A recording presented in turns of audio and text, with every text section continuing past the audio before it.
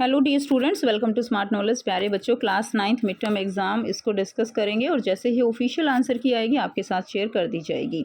तो प्रश्न संख्या 1 से 20 तक वस्तुनिष्ठ प्रकार के प्रश्न है। तो पहले का आंसर आपका रहेगा नमी। वायु में उपस्थित जलवाष्प की मात्रा को क्या कहा जाता है? नमी कहा जाता है। सेकंड है, निम्नलिखित में से कौन सा गुण यौगिक का वर्णन नहीं करता? तो इनमें यौगिक का वर्णन नहीं करता, यह द्रव्यमान द्वारा किसी भी अनुपात में मिश्रित होता है, ये गलत है। तीसरा क्वेश्चन है, जब कोई भी पदार्थ भौतिक परिवर्तन से गुजरता है तो निम्नलिखित में कौन सा हमेशा सत्य होता है? तो इसकी संरचना वही रहती है, ये हमेशा सत्य रहता है। नेक्स्ट है नंबर 4, पादप कोशिकाएं जंतु कोशिका की तुलना में कठोर होती हैं कोशिका भित्ति के कारण। मानव शरीर की सबसे लंबी कोशिका है तंत्रिका कोशिका। उसके बाद है क्वेश्चन नंबर 6, ऊतक समान प्रकार की कोशिकाओं का एक समूह है जो शरीर में एक विशेष कार्य करने के लिए विशिष्ट है, इसलिए एक बहुकोशिकीय जीव में ऊतकों की उपस्थिति सुनिश्चित करता है। तो क्या है? श्रम का विभाजन। ठीक है। उसके बाद विभजो ऊतक क्या होते हैं? जो पौधे की लंबाई और परिधि को बढ़ाने में मदद करते हैं। नीचे दिए गए निम्नलिखित में से कौन सा कथन विभजो ऊतक के बारे में सही है?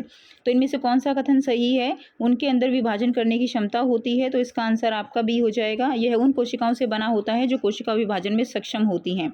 इंग्लिश मीडियम में देख लेते हैं। Section A, the amount of water vapour present in the air is called humidity. Which of the following does not describe A compound? तो ये हो जाएगा डी। ठीक है। उसके बाद है, विच of the following is always true when a substance undergo a physical change. तो इसकी कंपोजिशन हमेशा कैसी रहती है? समान रहती है। The plant cell are rigid then the animal cell due to. तो किसके कारण? सेल वॉल के कारण। लॉन्गेस्ट सेल ह्यूमन बॉडी में क्या है? नर्व सेल है। उसके बाद tissue in a group of similar kind of cell specialise to perform a particular function. तो क्या हो जाएगा? Division of labour. Meristematic tissue जो है कौन से होते हैं? जिनके अंदर सेल डिवीजन की क्षमता होती है। तो इसका आंसर आपका बी हो जाएगा, 8th का। ठीक है। 7th का बी हो जाएगा, 7th है ये, 7th का बी। उसके बाद 8th क्वेश्चन देखिए, वेग समय ग्राफ के अंतर्गत क्षेत्र जो है क्या बताता है? विस्थापन बताता है, और स्लोप जो होता है वो त्वरण बताता है। तो वेग समय ग्राफ का क्षेत्र विस्थापन बताएगा। एक वस्तु अपनी प्रारंभिक से देखिए 20 मीटर दूर जाती है, 20 वापस आ जाती है, तो इसमें परिवर्तन, स्थिति में परिवर्तन है 0 और तय की गई दूरी है 40। तो 0 और 40 आंसर हो जाएगा, 20 का आंसर रहेगा। क्लियर है? 9th का बी आंसर रहेगा। यदि कोई वस्तु समान समांतराल में समान दूरी तय करती है तो वस्तु एक समान वेग से गति कर रही है। एक लड़का दौड़ते समय 5 सेकंड में समान रूप से 10 मीटर और 15 मीटर तक चलता है। तो 15 में से 10 घटा दोगे 5, 5 को 5 से भाग कर दोगे, एक आंसर आ जाएगा, वो 1 मीटर पर सेकंड स्क्वायर। किसी वस्तु का जड़त्व वस्तु का कारण बनता है। किसी वस्तु का जड़त्व वस्तु का कारण बनता है विराम अवस्था या गति की अवस्था में किसी भी परिवर्तन का विरोध करने के लिए। ठीक है। 13th है, जब संतुलित बल किसी पिंड पर कार्य करते हैं तो पिंड को त्वरण का अनुभव करना चाहिए। किसका अनुभव होना चाहिए? त्वरण का। ठीक है। निम्नलिखित में से कौन सा खरपतवार है? तो पार्थेनियम, गाजर घास जो है वो खरपतवार रहेगा। उसके बाद है question number 8, the area under A velocity time graph displacement बताएगा, इसका आंसर बी हो जाएगा। क्वेश्चन नंबर 10 का आंसर जो है, हमने क्या किया था? The body is moving with a uniform velocity equal interval of time. तो इक्वल वेलोसिटी होगी, इसका आंसर 1 आ जाएगा। उसके बाद क्वेश्चन नंबर 12 है, inertia of an object tend to cause the क्या कॉज करेगा? To resist any change in the state of rest of motion when unbalanced force. तो मस्ट एक्सपीरियंस एक्सेलरेशन होना चाहिए उसके अंदर। Which of the following is a weed? Weed कौन सी है? पार्थेनियम है। उसके बाद है, हरी खाद से क्या तात्पर्य है? तो हरी खाद से तात्पर्य है कि जो फसल बोने से पहले जुताई करके उगाए गए पौधे। मछली जो है वो जलीय भोजन है, प्रोटीन से भरपूर है। मछलियों को पकड़ने, संरक्षित करने और उपयोग करने में कार्य को मछली पालन कहा जाता है। तो मछली पालन का लाभ का वर्णन कौन नहीं करता है? तो सी आंसर आ जाएगा। मछलियों की युवा अवस्था में मृत्यु दर अधिक होती है। उसके बाद क्वेश्चन नंबर 17 से 20 जो है वो अभिकथन और कारण के दिए गए हैं। ठीक है। तो 17 इसमें आप देखिए, क्वेश्चन नंबर 17 क्या है? किसी सीधे पथ पर एक समान गति में कण का गति ग्राम समय के समांतर होता है।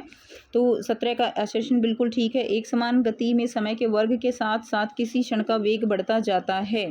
नहीं, वेग नहीं बढ़ता है, तो ये गलत हो गया। तो इसका आंसर आपका सी हो जाएगा, 17 का सी। अभिकथन है, दो पिंडों के बीच त्वरित टक्कर धीमी टक्कर की तुलना में अधिक हिंसक होती है। तो ये इसका आंसर ए हो जाएगा। ठीक है, ए आंसर हो जाएगा 18वें का। 19वां देखिए, जब किसी पुंज को किसी अंधेरी जगह में रखे कोलाइड विलयन के गुजारा जाता है तो मार्ग दिखाई देने लगता है। और क्यों दिखाई देता है? क्योंकि प्रकाश जो है कोलाइडी कणों द्वारा प्रकर्णित हो जाता है। टिंडल इफेक्ट है। ये बिल्कुल दोनों ठीक है, एक्सप्लेन भी कर रहा है, तो इसका आंसर भी ए हो जाएगा। उसके बाद क्वेश्चन नंबर 19 इसमें देखेंगे हम इंग्लिश मीडियम में। तो ग्रीन मैन्योर क्या है? सी आंसर हो जाएगा। उसके बाद फिश वाले क्वेश्चन का आंसर हमारा यहाँ पे सी हो जाएगा। क्वेश्चन नंबर 17 में ये इनमें से आंसर देना है ABCD में से, तो 17 क्वेश्चन जो है हमारा ये वाला, ठीक है, इसका आंसर हमारा सी हो जाएगा। उसके बाद नेक्स्ट असर्शन रीज़न, ये क्वेश्चन नंबर 18 है जिसका आंसर ए होगा, ये क्वेश्चन नंबर 19 है जिसका आंसर ए रहेगा। उसके बाद नेक्स्ट देखिए क्वेश्चन नंबर 20 है, कोशिकाओं से निर्मित सभी निर्जीव वस्तुएं तो कोशिकाओं से नहीं होती हैं, ये गलत हो गया, ये ठीक हो गया, ठीक है, तो इसका आंसर हमारा डी हो जाएगा। चलिए उसके बाद नेक्स्ट देखिए इंग्लिश मीडियम में हम देखेंगे all non living things composed of cells, इसका आंसर हमारा डी हो जाएगा। उसके बाद अब आगे आपको दिया गया है क्वेश्चन, देखिए जैसे इसके आंसर की आएगी बेटा आपके साथ शेयर कर दी जाएगी। माइटोकॉन्ड्रिया में काफ़ी मुड़ी हुई आंतरिक झिल्ली क्यों होती है, तो ये क्वेश्चन दिया गया है। तरल पदार्थ और गैसों को संपीड़ित किया जा सकता है, तो बहुत इजी है ये। गर्म आर्द्र दिन में लोगों को अधिक पसीना क्यों आता है, गुब्बारा धूप में रखा जाता है तो फट जाता है, उसमें वही देना था कि कण दूर दूर चले जाते हैं। कोलाइडल विलयन के 4 गुण बताने थे आपको, दो चार गुण बताइए, 2-4 गुण बताइए, 2 गुण बताने हैं, 4 नहीं बताने, 2 ही बताने, 2 नंबर का क्वेश्चन है। तो इसमें टिंडल इफेक्ट और वो जो है आप बहुत ईजी था कोलाइडल विलयन का। तो उसके बाद इसमें जो है त्वरित गति क्यों कहते हैं, तो ये क्वेश्चन देख लीजिए आप, ठीक है। सांद्रता निकालनी थी, तो मैंने जो कल सैम्पल पेपर कराया था उसमें मैंने इसमें कई सारे क्वेश्चन आपको बताया था कि ये क्वेश्चन ज़रूर आता है सांद्रता वाला, और आ ही गया है, ठीक है, ये इंग्लिश मीडियम में दिया गया है।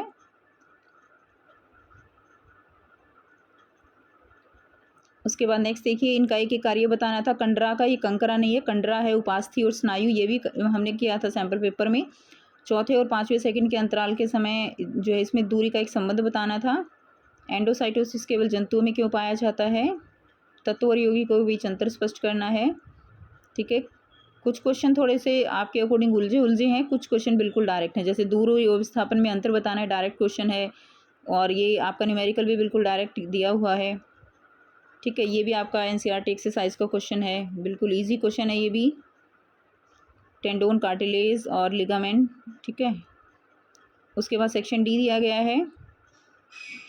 उसके बाद देखिए नेफ्थलीन की गोलियां जो है बिना गैस छोड़े गायब हो जाती हैं, ऊर्ध्वपातन लिखना था। ये इसके डिफ्यूज़न के कारण, ठीक है, विसरण के कारण लोहे की अलमारी ठोस है, ये बिल्कुल इजी। केल्विन में बदलना है तो इसमें 273 ऐड कर देंगे, दोनों में, इसमें भी और इसमें भी। उसके बाद है कमरे के तापमान पर जल तरल है, ये बहुत ईजी है, ठीक है। इसमें क्या करेंगे, इसमें आप 273 माइनस कर देंगे, 293 में से डिग्री सेल्सियस में बदलना है तो इसमें 273 माइनस कर देंगे, ठीक है। उसके बाद देखिए क्वेश्चन दिए गए हैं।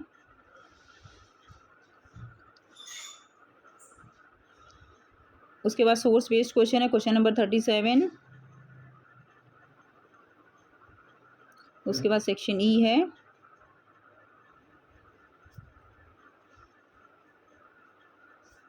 रंध्र के कार्य लिखने थे, उस कारक का नाम बताइए जिस पर पिंड पर जड़त्व जो है वो निर्भर करता है, जड़त्व को परिभाषित करना था। चलती बस से कूदना क्यों खतरनाक है, तो ये सारे क्वेश्चंस आपके बहुत ही इजी क्वेश्चन है। काफ़ी क्वेश्चन आपके बिल्कुल डायरेक्ट दिए गए हैं, फंक्शन ऑफ स्टोमेटा, इनर्शिया, ठीक है। तो ये था कंप्लीट पेपर। आई होप सभी बच्चों का पेपर बहुत अच्छा गया होगा। जैसे ही मार्किंग स्कीम आएगी बेटे आपके साथ शेयर कर दी जाएगी।